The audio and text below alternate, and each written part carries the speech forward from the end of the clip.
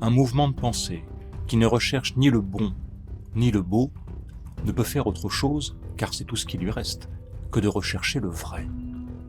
Et c'est bien ce que nous dit Breton dans la définition qu'il donne, puisqu'il parle du véritable mécanisme de la pensée.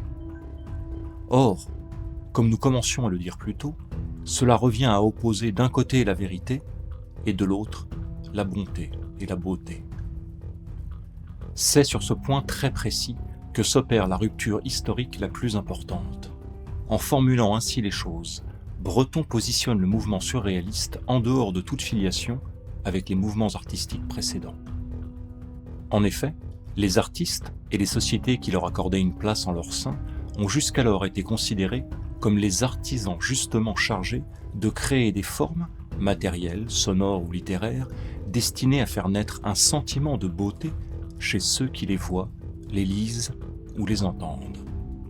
De la même manière, on pourrait dire que la recherche de la vérité était l'apanage des philosophes quand celle de la bonté relevait du domaine de la religion.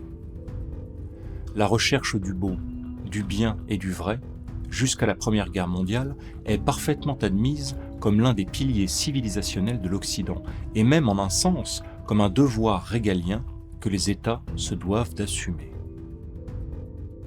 Toutefois, et plus important encore, l'idée maîtresse qui sous-tendait notre civilisation occidentale était que ces trois notions, beauté, bonté et vérité, devaient trouver une correspondance dans notre expérience.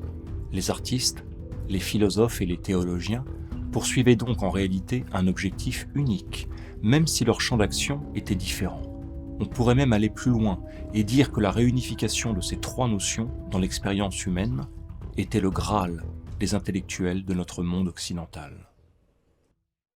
Pour résumer rapidement cette idée, disons que dans la pensée grecque, on considère que c'est justement la limite de l'homme par rapport au Dieu de ne pouvoir percevoir le principe que de manière fragmentaire, sous forme de bonté, de beauté ou de vérité,